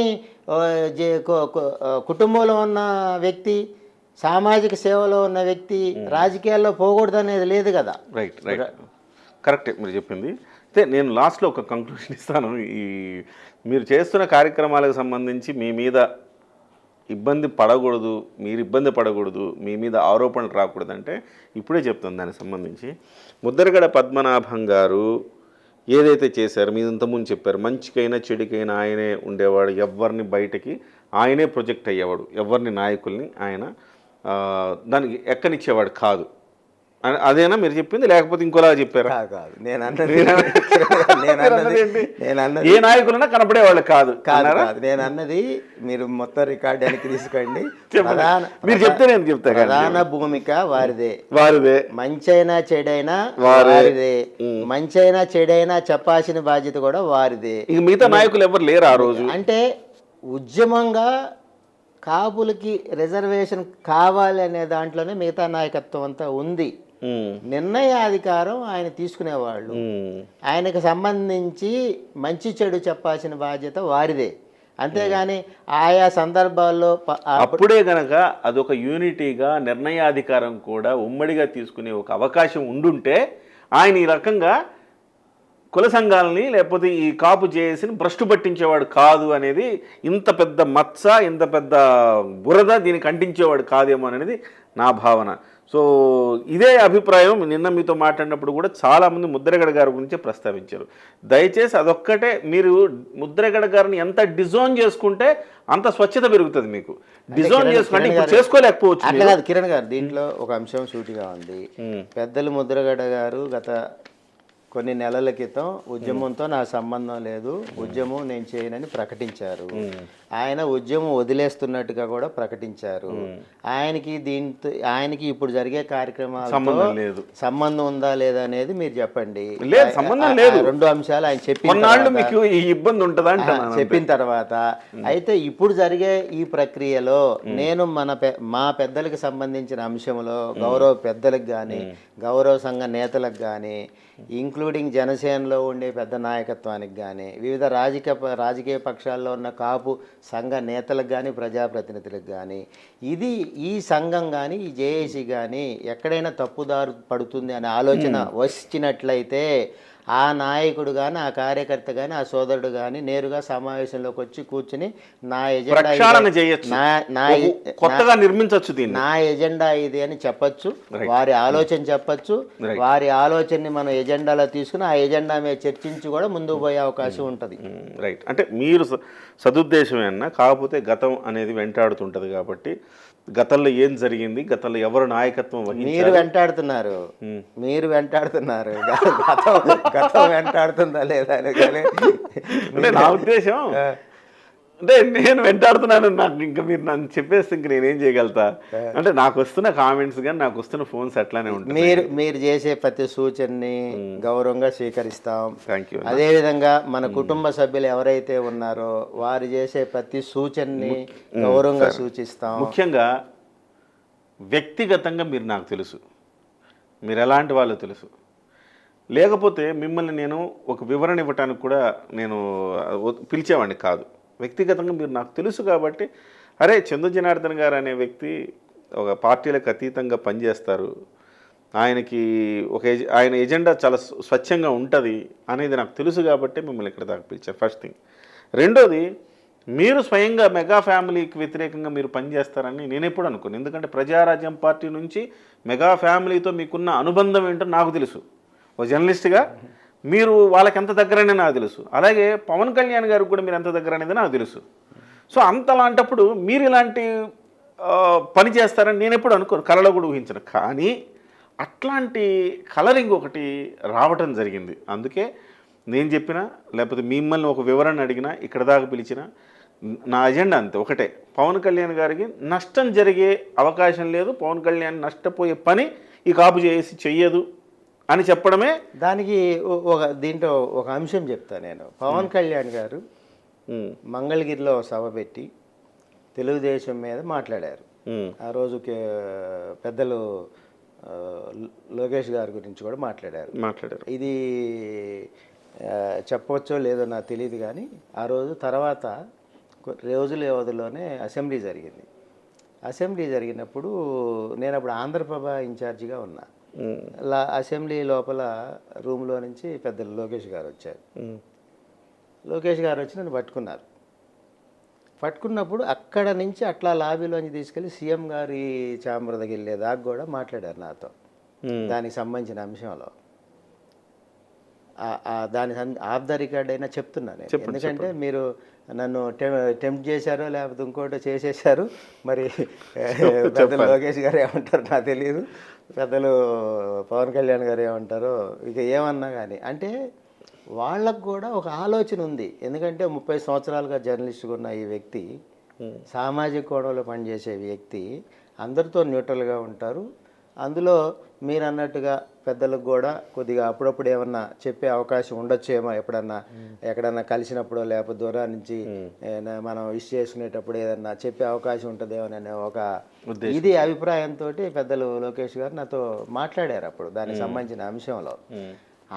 ఆ విధంగా ఏం మాట్లాడారు, ఇంకేం చెప్పారు మీరు అక్కడ? ఆ సందర్భాన్ని గుర్తు చేసుకున్నాను. ఏం మాట్లాడారు చెప్తే ఆఫ్ ద రికార్డ్ మీరు చెప్పారని నేను అనుకోవచ్చు. లేదు, అది అయిపోయినా చెప్తాను. అయితే అంటే ఎందుకు ఇలాగ పవన్ కళ్యాణ్ గారు నా గురించి అన్నారు, అంటే నా గురించి తప్పుగా అనుకున్నారా, ఇట్లాంటి ఏమన్నా అడిగారు? ఏమని లేదు, పెద్దలు పవన్ కళ్యాణ్ గారు అన్న అంటే నాకు చాలా గౌరవం అని అన్నారు. పెద్దలు పవన్ కళ్యాణ్ గారు అంటే నాకు చాలా గౌరవం, నేను చాలా గౌరవిస్తా, ఇప్పటికి కూడా గౌరవిస్తావా అని అన్నారు నాతో. ఆ విధంగా ఆ మాట నేను గుర్తు చేసుకుంటున్నా. అదేవిధంగా వివిధ రాజకీయ పక్షాల్లో ఉన్న మనవారితో అందరితో కూడా నేను గత 30 సంవత్సరాలుగా స్నేహపూరిత వాతావరణంలోనే ఉంటాను. నేను అందరి కూడా మనవాడు మన మనిషి అనే సిస్టంలోనే మనం పనిచేస్తున్నాను. నేను మొదటి నుంచి కూడా పనిచేస్తూ ఉంటాం. ఈరోజు అంత పెద్ద స్థాయి రామ్మోహన్ గారు కానీ, లక్ష్మీకాంతం గారు కానీ, భవానీ ప్రసాద్ గారు కానీ వీళ్ళంతా నేతృత్వం వహించే హైదరాబాద్ విశ్వ సంఘాల సమాఖ్య సొసైటీలో నేను ఓ భూమిక వహిస్తున్నానంటే వాళ్ళ ఆశీర్వాదంతో. చిన్న విషయం కాదు అది. హైకోర్టు ఉమ్మడి రాష్ట్రానికి జస్టిస్గా పనిచేశారు గౌరవ భవానీ ప్రసాద్ గారు. లక్ష్మీకాంతం గారు కలెక్టర్గా పనిచేశారు. టీవీఎన్ రావు గారు ఐఎఫ్ఎస్ చీఫ్గా చేశారు. అదేవిధంగా ముత్యాల సత్యనారాయణ గారు ఐఏఎస్, హర్షవర్ధన్ గారు అదేవిధంగా అధికారి. ఈ విధంగా అంత పెద్దలు ఉన్న దాంట్లో మంగబాబు గారు కానీ, పివి రావు గారు కానీ, సిఎస్ రామ్మోహన్ గారు, ఇంత పెద్ద వ్యవస్థ ఉన్న వాళ్ళు మనల్ని ఆశీర్వదించారు అంటే వాళ్ళందరితో మనం ఎంతో కొంత మనం ఒక 2-3 నెలల ప్రయత్నం మన పెద్దల ఆశీర్వాదంతో ఆ రోజు మనకి హైటెక్ సిటీ దాకా 7 ఎకరాలు మనం పెద్దలు తెచ్చిపెట్టారు. దానికి సంబంధించి మీరు కూడా వాళ్ళు కొన్ని సందర్భాల్లో పరిచిన సందర్భాలనే వాళ్ళు చేసే కార్యక్రమాలకు సంబంధించి ఉన్నాయి. ఈ విధంగా మనం చేసేటప్పుడు, అదేవిధంగా మనం ముందు పోయేటప్పుడు ఒకళ్ళు మన కుటుంబం నుంచి మన మనిషి, మన కుటుంబ పెద్ద, ఒక వ్యవస్థ, ఆ వ్యవస్థను కాపాడుకోవాల్సిన బాధ్యత సంఘంగా కుటుంబంగా మన మీద ఉంటుంది. మన కుటుంబ పెద్దగా పవన్ కళ్యాణ్ అన్నని కాపాడుకుంటాం, జేఏసీ కాపాడుకుంటుంది, అదేవిధంగా కులం కాపాడుకుంటుంది. మీరే స్పష్టత ఇచ్చారు 95% వారు వెనకున్నారని. దాంట్లో ఇక మీకు తేటతెల్లం అవుతుంది. ఎవరో ఒకళ్ళో ఇద్దరో చేసే విమర్శలు కానీ, ఒకళ్ళో ఇద్దరో ఇతర రకంగా దాన్ని మీడియా ఫోకస్ చేస్తూ ఉంది. ఓకే, అంటే ఇతర సామాజిక వర్గాల మీద దాడి ఏదైతే ఉందో కాపు సామాజిక వర్గం మీద జరిగే దాడిగా చూడాలి. అన్ని సామాజిక వర్గాలు జరిగే సమావేశాల గురించి నిన్న కూడా మనం మాట్లాడుకున్నాం. ఎక్కడా నెగిటివ్ రాదు. ఇప్పుడు చూసుకోండి, అమెరికాలో జరిగిన, ఇంకో చోట జరిగిన వేడుకలు అంటారు, ఇంకో తానవాళ్ళు కొట్టుకున్నారు కదా, దాని గురించి రావుగా సైనికులు ఎక్కడ రాదు కదా. నీకు ఎక్కడైనా ఒక సోదర సంఘంలో, సోదర సామాజిక వర్గంలో సంఘటన జరిగితే అది వెలుగులోకి రాదులేండి. నీకు కాపు సామాజిక వర్గానికి సంబంధించిన ఏ వ్యక్తి అయినా తప్పు చేస్తే అది గ్రామ స్థాయిదైనా జాతీయ స్థాయిలో వస్తుంది. ఒకటి ఏంటంటే అతిపెద్ద కమ్యూనిటీ, పళ్ళున్న చెట్లకి రాళ్ల దెబ్బలని, అతిపెద్ద కమ్యూనిటీ, ప్రభావితం చేయగలిగే కమ్యూనిటీ ఒకటిగా ఉంటే డెఫినెట్గా రాజ్యాధికారాలు చేతులు మారే అవకాశం ఉంది. కాబట్టి ఆటోమేటిక్గా ఎవరి ప్రయత్నం వాళ్ళు చేస్తూ ఉంటారు. మీరు ఆఖరిగా ఒక మంచి అంశాన్ని టచ్ చేశారు. దానికి సంబంధించి అతిపెద్ద కమ్యూనిటీ కాబట్టే ఇతర కులాలన్నీ కూడా అంతర్జాతీయ కులాలుగా ఉన్నాయి. కానీ కాపు కులాన్ని విచ్ఛిన్నం చేశారు రాజకీయ పక్షాలు. 100 సంవత్సరాల ముందు చూపుతో మనలో ఉన్న కులాన్ని అంతా విచ్ఛిన్నం చేసి 5 రకాలుగా పెద్ద స్థాయిలో విడగొట్టారు. అనుబంధ కులాలని పూర్తిగా విడగొట్టారు. అసలు ఆ కులానికి మనకి సంబంధం లేకుండా. ఇతర సామాజిక వర్గాలు చూసుకోండి, ఏ కులమైనా గ్రామ స్థాయి నుంచి ప్రపంచ స్థాయి దాకా వాళ్ళది ఒకటే కులం పేరు మీద ఉంటుంది. ఇప్పుడు మన వాళ్ళు విడిపోయి విడివిడిగా ఉంటున్నాం. ఇప్పుడు మన అక్క ఒక చోటున్నా, ఒక చెల్లి ఒక చోటున్నా, లేకపోతే తమ్ముడు ఇంకో చోటున్నా, తమ్ముడు శ్రీకాకుళంలో ఉంటే ఒక రకంగా పిలుస్తున్నాం, ఇంకొక తల్లి ఒక చోటు ఉంటే ఒక రకంగా పిలుస్తున్నాం ఒక కులంగా, మామగారు ఒక చోటు ఉంటే ఒక రకంగా పిలుస్తున్నాం. ఇంత అన్యాయమైన దాడి, ఇంత సామూహిక దాడి ఏ కులం మీదైనా జరిగిందా? చెప్పండి నాకు. ఏ కులాన్నైనా విడగొట్టడం జరిగిందా? మరి ఇవన్నీ కూడా మన కుటుంబ సభ్యులు ఆలోచించాలి.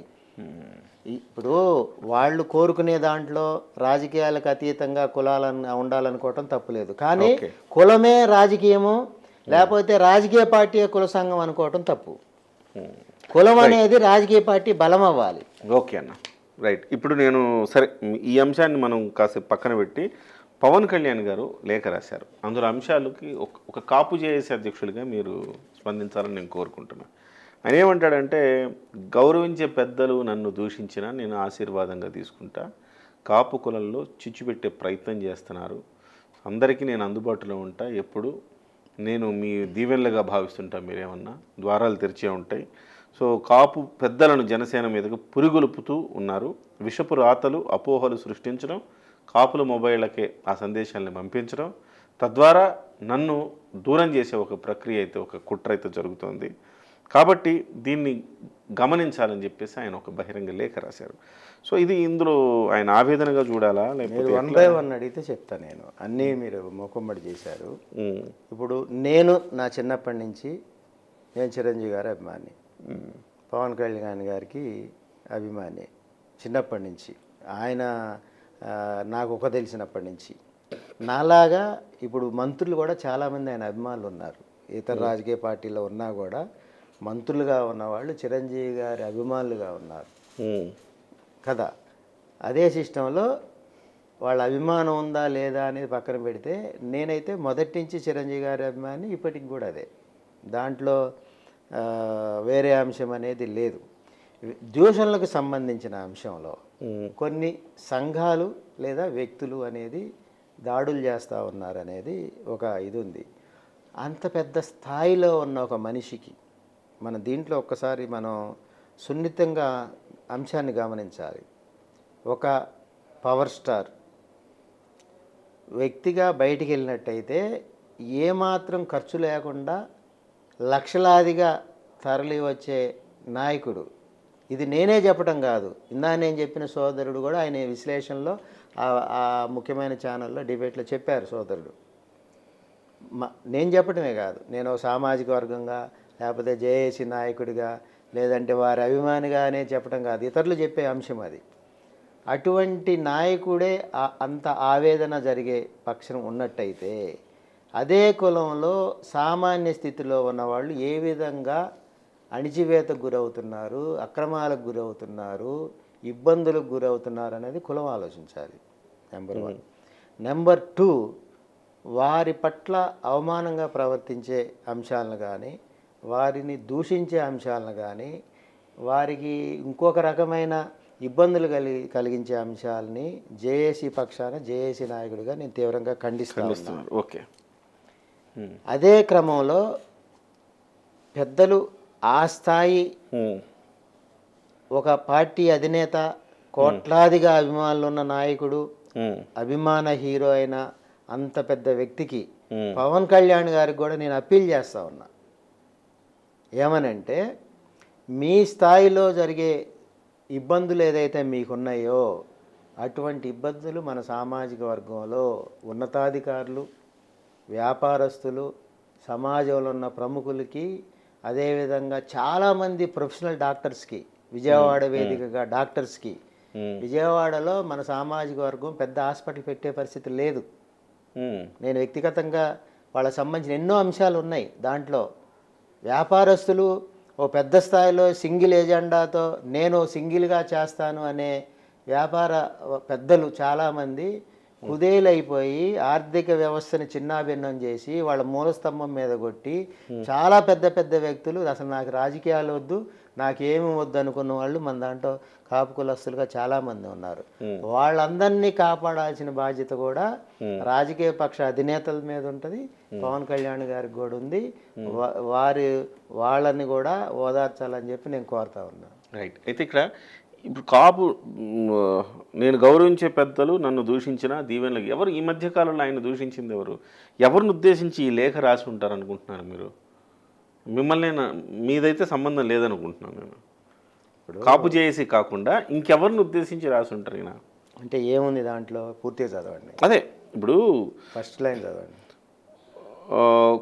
వైసీపీకి కళ్ళెత్తే ఓటమి కనిపిస్తోంది, అందుకే కొందరు కాపు పెద్దలను రెచ్చగొడుతోంది. ఎవరా కాపు పెద్దలు? ఎవరా రెచ్చిపోతున్న కాపు పెద్దలు? నేను గౌరవించే కాపు పెద్దలు నన్ను దూషించినా దీవెనలుగానే స్వీకరిస్తా, నన్ను ఎంతగా దూషించినా వారికి జనసేన వాకిలి తెరిచే ఉంటుంది. ఇది అంటే ఎవరు రెచ్చిపోతున్నారు, ఎవరు దూషిస్తున్నారు అనేది పాయింట్ 1 అన్న. రెండోది, కాపులకు రిజర్వేషన్ ఇచ్చేది లేదని ఖరాఖండిగా చెప్పి కాపులనే పావులుగా వాడుకునే వ్యక్తిని ముందుగా ప్రశ్నించాలి. అంటే జగన్మోహన్ రెడ్డిని కదా మీరందరూ ప్రశ్నించాలి కాపు పెద్దలు అని. కుట్రలు కుయుక్తులతో అల్లిన వైసీపీ వలలో చిక్కుకోవద్దన్నదే కాపు పెద్దలకు నా విన్నపం. ఇది ఆయన చెప్పింది. కాపు కుల సంఘాలుగా జేఏసీలుగా ఉన్న వాళ్ళు రాజకీయ పార్టీలోకి వెళ్ళరు. రాజకీయ పార్టీలో చేరిన వాళ్ళు సంఘ నాయకులు ఎవరు? అవును, కరెక్టే కదా. రాజకీయ ఇప్పుడు కాపు పెద్దలుగా ఉండి దూషించింది ఎవరు అనేది నాకు కావాలి. అంటే ముద్రగడ గారైనా దూషించింది? నాకు ఆయన కనబడుతున్నారు ప్రస్తుతానికి. ఇంకెవరైనా దూషించారు ఈ మధ్య కాలంలో? సూటిగా అడిగితే నేను చెప్పగలుగుతా, కానీ మీరు నేనెట్లా దాన్ని ఫలానా వ్యక్తి అని అంటే ఇప్పుడు గుంటూరులో ఒక సమావేశం జరిగింది, విజయవాడలో ఒక సమావేశం జరిగింది. ఈ రెండు సమావేశాలకి ఏమైనా సంబంధం ఉందా ఈ లేఖకి? లేకపోతే కేవలం ముద్రగడ గారు ఈ మధ్య కాలంలో చేస్తున్న స్టేట్మెంట్లకి సంబంధం ఉందా? గుంటూరు విజయవాడ హరిరామ జోగయ్య గారు కూడా లేఖలు రాస్తూనే ఉన్నారు. ఆయన అయితే ఎప్పుడు సద్విమర్శలు చేస్తారు, ఎప్పుడు పవన్ కళ్యాణ్ సీఎం కావాలనో దాన్ని కాంక్షిస్తారు. ఫ్రెష్ లెటర్లో గౌరవ రామజోయ్ గారు ఒక సూచన చేశారు. ఏం చేశారు దాంట్లో ఒక లైను విమర్శన సద్విమర్శలు చేసే వారిని మీరు ఆహ్వానించారు. వాళ్ళ పట్ల కొంత మీరు వ్యవహరించే తీరు మార్చుకుంటే బాగుంటుందని ఆయన చెప్పాడు. అంటే సద్విమర్శలు చేసుకునే వాళ్ళు. ఇప్పుడు ఏదైనా విమర్శే కదా. ఇప్పుడు నీకు అంటే ఇప్పుడు తల్లి చెప్పేది ఒక రకంగా ఉంటుంది, తండ్రి చెప్పేది ఒక రకంగా ఉంటుంది. అదే కాకుండా స్కూల్లో టీచరు కొడుతూ చెప్పే విమర్శ ఒక రకంగా ఉంటుంది. రకరకాల విమర్శలు ఉంటాయి. కాబట్టి ఈయన చేసింది ఎప్పుడంటే, ఈ రకంగా చెప్పింది ఎప్పుడంటే, ఆయన లేఖ రాసిన తర్వాత ఆ మాట అన్నాడు. ఆయన ఎక్కడ ఆయన అనుకుంటారు అనుకుని అన్నారో ఏమో తెలియదు, కానీ ఆయన సద్విమర్శలు చేసే కోణం ఒకళ్ళు ఉంటారు, విమర్శలు కావాలని చేసే వాళ్ళు ఉంటారు. వాళ్ళ పట్ల మీరు ఎలా అయినా ఉండండి, కానీ సద్విమర్శలు చేసే వాళ్ళు. కళ్యాణ్ గారు ఒక సంఘంగా దగ్గర తీసుకున్న ఏకైక సంఘం సంక్షేమ సేన.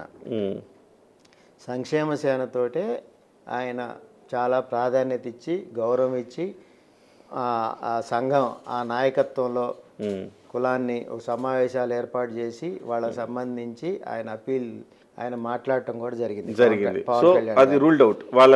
పవన్ కళ్యాణ్ గారు అదేవిధంగా ఇంకా నేరుగా ప్రముఖ సంఘాలుగా ఉన్న వాళ్ళు ఎవరు కూడా పవన్ కళ్యాణ్ గారిని ఈ మధ్య కాలంలో దూషించిన సందర్భం లేదు. ఏమన్నా రాజకీయ పక్షాల్లో ఉన్నవాళ్ళు, రాజకీయ కోణంలో ఉన్నవాళ్ళు ఏమన్నా మీ సమావేశంలో దూషించలేదు, కానీ గుంటూరు సమావేశంలో ఎవరైనా దూషించారా? గుంటూరు వేదిక కూడా అక్కడ ప్రధానంగా ఉన్నది టీడీపీకి సంబంధించిన ముఖ్య నేతలు, జనసేనకు సంబంధించిన ముఖ్య నేతలు ఉన్నారు అక్కడ. దాంట్లో మాట్లాడిన వ్యక్తులంతా కూడా, ప్రధానమైన వ్యక్తులంతా కూడా జనసేనలో బాధ్యతలు ఉన్నవాళ్ళు, టీడీపీలో బాధ్యతలు ఉన్నవాళ్ళు. దాన్ని కార్యక్రమం నిర్వహించింది కూడా జనసేనకు సంబంధించి రోజు జనసేనకు అనుబంధంగా అనుకూలంగా మాట్లాడే నాయకత్వం మాట్లాడింది. అని ఒక కాపు సామాజిక వర్గం ఒక సమావేశం ఏర్పాటు చేసుకుంటే దాన్ని ఒక పార్టీకి వ్యతిరేకమని, ఒక వ్యక్తికి వ్యతిరేకమని మీరే అంటున్నారు. జనసేన సంబంధించిన వాళ్ళే ఎక్కువ ఉన్నారు, మాకు కావాల్సిన సీట్లు ఓట్లు మాకు ఇవ్వాల్సిన, మా ఓట్లు ఉన్నాయి మాకు సీట్లు కావాల్సిందే అని డిమాండ్ చేశారని మీరే చెప్తున్నారు. ఎవరిని డిమాండ్ చేసినట్టు వాళ్ళందరూ? ఇప్పుడు అక్కడ వాళ్ళందరూ డిమాండ్ చేసింది అప్పుడు జనసేన డిమాండ్ చేసి ఉండొచ్చు. గుంటూరు సంబంధించిన సమావేశంలో ప్రధానంగా వాళ్ళ క్యాప్షనే ఓట్లు సీట్లు. అయితే ఆ గౌరవ పెద్దల్ని నేను మాట్లాడిన సందర్భంలో వాళ్ళ అభిప్రాయం నాకు అర్థమైంది ఏంటంటే, ఇక్కడ జనాభా దామాషా, జనాభా ఎక్కువగా ఉన్న సంఖ్య కాపులు గుంటూరు జిల్లాలో. కానీ కొన్ని సంవత్సరాలుగా, దశాబ్దాలుగా ఇక్కడ కాపులు అన్యాయం అవుతా ఉన్నారు. ఏ పార్టీల్లో కూడా ఇక్కడ స్థానాలు ఇచ్చే పరిస్థితి లేదు. ఈ ఓట్లు సీట్లు అనేది ఇప్పుడు మేమైనా తెర మీద తెస్తే కొద్దిగా గొప్ప కాపులకి న్యాయం జరుగుతుంది అనే దాంట్లో మేము తెచ్చామనేది వాళ్ళు చెప్తా ఉన్నారు. దాంట్లో పాల్గొన్న జనసేన నాయకులు పాల్గొన్నారు, అందరూ జనసేన నేతలే. మీరు అంతే కదా, ఇప్పుడు జనసేన నేతలే అందులో పాల్గొని మేము ఒక ఉద్యమం రూపంలో మాట్లాడి మాకు ఇన్ని సీట్లు కావాల్సిందే అని డిమాండ్ చేస్తే ఏమిటి వాళ్ళ ఉద్దేశం?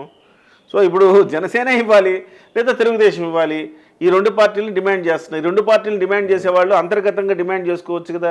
బహిరంగంగా ఒక సమావేశం పెట్టి డిమాండ్ చేయడం అంటే అర్థం ఏంటి?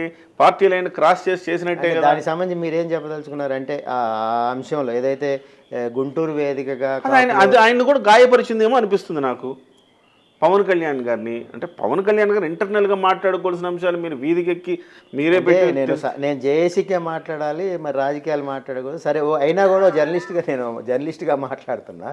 అయితే కొంతసేపు జేఏసీ పక్కన పెట్టి జర్నలిస్ట్గా మాట్లాడుతున్నా. పవన్ కళ్యాణ్ గారికి కానీ చంద్రబాబు నాయుడు గారికి కానీ ఒక అవగాహన, మంచి అవగాహనతోటి వాళ్ళు పోతా ఉన్నారు నేను గమనించినంత మట్టికి. తెలుగుదేశం పార్టీ దాదాపు 40 సంవత్సరాల చరిత్రతో ముందుకు పోతా ఉంది. ఓవరాల్గా రాష్ట్రం అంతా ఏ విధంగా ఉండాలి, లేదా జనసేనకు సంబంధంలో సీట్లు ఎలా ఉండాలనే దాంట్లో ముందుకు పోయే క్రమంలో కాపులుగా, కాపు సంఘ నాయకులుగా మన వాళ్ళు మాట్లాడే ఓట్లు సీట్లకు సంబంధించిన అంశంలో నిర్వాహకులకి ఇబ్బంది కలిగే అంశంగా అది రాజకీయ పార్టీలు కానీ మీడియా కానీ చేస్తూ ఉన్నాయి. వాళ్ళు ఆ నాయకత్వం ఆ స్లోగన్ని జనాల్లో తీసుకెళ్తే ఇక్కడ సామాజిక వర్గం అన్యాయం అవుతా ఉంది. ఇంత పెద్ద పాపులేషన్ ఉంది ఇక్కడ, పార్టీలను నమ్ముకుని ముందుకు పోతా ఉంది. కాబట్టి కులం వైపు సామాజికంగా ఒకసారి ప్రధాన పార్టీలు చూస్తాయేమో అనే దాంట్లో వాళ్ళు ఒక ప్రయత్నం చేశారు. ఆ ప్రయత్నం ఫలించిందని భావించాలి. వ్యక్తులుగా వాళ్ళు చేసేది అక్కడ ఓట్లు సీట్లు సంబంధించిన అంశంలో ఈరోజు ఉమ్మడి రాష్ట్రంలో చర్చ జరుగుతూ ఉంది అంటే వాళ్ళు చేసిన ప్రయత్నమే. వాళ్ళు చేసిన ప్రయత్నం జనాభా దామాషా ప్రకారం ఆంధ్రప్రదేశ్లో ఇంత కాపు వర్గం ఉంది. శ్రీకాకుళం నుంచి మొత్తంగా చూసుకున్నట్టయితే ఇన్ని లక్షల మంది ఉన్న వాళ్ళకి సీట్ల సంఖ్య ఎక్కువ ఇవ్వాలనే భావన రాజకీయ పార్టీలు రావాలి అని కాపులు అడుగుతున్నారనేది వెళ్ళింది కదా. కాబట్టి ఆ సోదరులు మనం అభినందించాల్సిందే. రైట్ సరే, ఓకే, దాని పక్కన పెడితే ఇప్పుడు ఇంతకీ పవన్ కళ్యాణ్ గారు ఎవరిని ఉద్దేశించి రాశారు చెప్తే మీరు ఈ చర్చ ముగించేద్దాం. పవన్ కళ్యాణ్ గారు ఎవరిని ఉద్దేశించి మాట్లాడినా మన కుటుంబంలో నుంచి వచ్చిన వ్యక్తిని ఎవరు దూషించినా నేను ఖండిస్తా ఉన్నా జేఏసీగా. పవన్ కళ్యాణ్ గారిని కుటుంబ పెద్దగా, కుటుంబంలోంచి వ్యక్తిగా జేఏసీ కాపాడుకుంటుంది, కులం కాపాడుకుంటుంది. ఓకే, అంతే మీ సమాధానం. ఆయన పర్టికులర్గా ఆయన ఎవరిని ఉద్దేశించారని మీరు చెప్పలేకపోతున్నారు. ఆ వ్యాఖ్యల్ని ఖండిస్తా ఉన్నా. ఒకవేళ ఏ సంఘ నాయకులైతే మన కుటుంబ సభ్యుల్ని, మన కుటుంబ పెద్దని దుర్భాషలాడతారు, పవన్ కళ్యాణ్ గారు ఎందుకు బాధపడ్డారని చెప్పండి. ఆ విధమైన దుర్భాష కాదు, ఒక కాపు జేఏసీ అధ్యక్షులుగా మీకు అర్థం కాలేదా పవన్ కళ్యాణ్ గారు ఎందుకు బాధపడ్డారు, ఎవరి పట్ల బాధపడ్డారు, ఎవరిని ఉద్దేశించి ఆయన రాశారనేది మీకు అసలుకి అనిపించట్లేదా? రాజకీయాలకి నాకు సంబంధం లేకపోయినా అన్నగారి గురించి మాట్లాడుతున్నారు కాబట్టి నేను ఒక విషయం చెప్పగలుగుతా. పవన్ కళ్యాణ్ గారి వ్యూహం ఎవరికి అంతు చిక్కని వ్యూహం అది. అంటే నేను గమనించింది ఎట్లా అంటే, ఇప్పుడు ఎదురుగా కొండ ఉంటే కొండను గుద్దుకోవడం ఎందుకు, పక్క నుంచి దారి ఉంది కదా. మార్గం అనేది ఇప్పుడు మంచి మార్గంలో నుంచి మన వాళ్ళని, మన కుటుంబ సభ్యులను తీసుకెళ్లాలనే దాంట్లో కొండ పక్క నుంచి వెళ్తాడు. వెరీ నైస్, మంచిదే కదా. వైజ్ అంటే అంత పెద్ద వ్యూహం ఉన్న వ్యక్తి నాకు తెలిసి పవన్ కళ్యాణ్ గారు. ఈ సందర్భంలో ఆ దుర్భాషలకు సంబంధించి అవమానిస్తున్నారు అనేది ఆయన తెర మీదకి తెచ్చారు అన్నారు అంటే ఆయన మనసుకు దగ్గర ఉన్న వ్యక్తి ఎవరో గాయపరుచుంటారు. లేకపోతే అవతల బలమైన శత్రువుని కూడా ఆయన తీసుకోడు, మనసు దాకా తీసుకోరు. అబ్బా, ఎవరు ఉండొచ్చు ఆయనకి అంత మనసుకు దగ్గరైన వాళ్ళు? మీరు అనుకునే వ్యక్తులు కూడా ఆయన గౌరవించుకుంటారు, మీరు అనుకునే వ్యక్తులు కూడా గౌరవించుకుంటారు, వారు కూడా గౌరవంగానే ఉంటారు ఒకళ్ళొకడు. అదే ఏదైనా పెద్ద క్వశ్చన్ మార్క్. దానికి కాపు జేఏసీ అధ్యక్షులు వచ్చినా సమాధానం రాలేదు, దానికి దొరకలేదు నాకు సమాధానం. మనకి అన్ని సంఘాల పెద్దలు మనకి ఒకటే, మన కుటుంబ సభ్యులు, మన కుటుంబ పెద్దలు. ఏదేమైనా మీ ఇంటర్వ్యూ తర్వాత చూస్తే అందరిలో చాలా, అంటే మీ ఇంటర్వ్యూకి వచ్చిన కామెంట్స్ చూశాక నాకు అర్థమైంది ఏంటంటే, వీళ్ళని ఎవరు ఏం కదిలించలేరు, పవన్ కళ్యాణ్ పట్ల చాలా స్టబ్బాన్గా ఉన్నారు అందరూ, ఆయనకు ఓటేయాలని నిర్ణయించుకున్నారు. కాబట్టి ఒకవేళ ఎవరైనా కాపు పెద్దలు బయటకు వచ్చి దూషించినా లేకపోతే ఇంకేదైనా చేసినా మీరు అన్నట్టుగా ఇంతకుముందు 95% మంది ర్యాలీ అవుతుంటే ఎవరు ఏం చేశారు? పెద్దలు ఎవరు దూషించట్లే కిరణ్ గారు. ఆయన అన్నదానికి ఆయన మరి ఎందుకు అన్నారో ఎవరు చెప్పారో తెలియదు కానీ ఈవెన్ జేఏసీలో అన్ని పక్షాల వాళ్ళు, అన్ని రాజకీయ పార్టీలు వాళ్ళు సమావేశంలో కూడా గౌరవించుకున్నారు తప్ప ఆయన పట్ల ఆ సమావేశంలో ఒక్క వరుడు కూడా, నేను ఇతర ప్రదేశాల్లో కూడా, ఇతర సమావేశాల్లో కూడా ఎక్కడ ఆయన పట్ల నేను వేరే మాట వినలా. థ్యాంక్ యూ అన్న. మీరు అంటే గత జేఏసీలకు భిన్నంగా ఈ జేఏసీలో మీరు పవన్ కళ్యాణ్ గారికి జై అనే అవకాశాన్ని కూడా కొంతమందికి మీరు ఇవ్వడం జరిగింది. అలాగే చాలా స్వేచ్ఛగా మీరు ఆ సమావేశాన్ని నిర్వహించారు. అందులో అత్యధికంగా జనసేన వాళ్ళే వచ్చి వాళ్ళ అభిప్రాయాలు కూడా చెప్పారు. వైసీపీ ఆకుల రోషే గారు వచ్చారు, వైసీపీ క్షమించారు ఆకుల శ్రీనివాస్ గారు వచ్చారు, కిలార్ రోషే గారు వచ్చారు. వాళ్ళు ఉండగా కూడా జనసేనకి పవన్ కళ్యాణ్కి జై అనే పరిస్థితి వచ్చింది అంటే కొంత మీరు ఆ అవకాశం కల్పించారు కాబట్టి ధన్యవాదాలు. Thank you very much Chandu Janardhan గారు, మీరు మా స్టూడియో దాకా వచ్చి మాట్లాడినందుకు. చూద్దాం. ముఖ్యంగా కిరణ్ గారు సోదరులకి ప్రత్యేక ధన్యవాదాలు చెప్తా ఉన్నాను.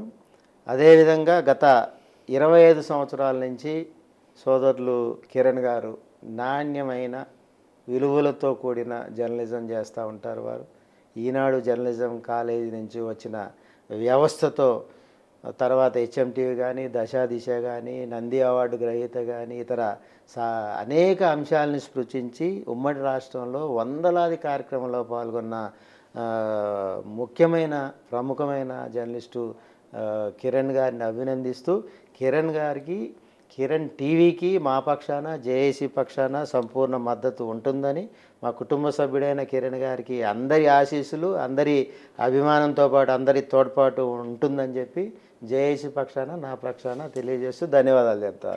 థ్యాంక్ యూ సో మచ్ అన్న. Thank you.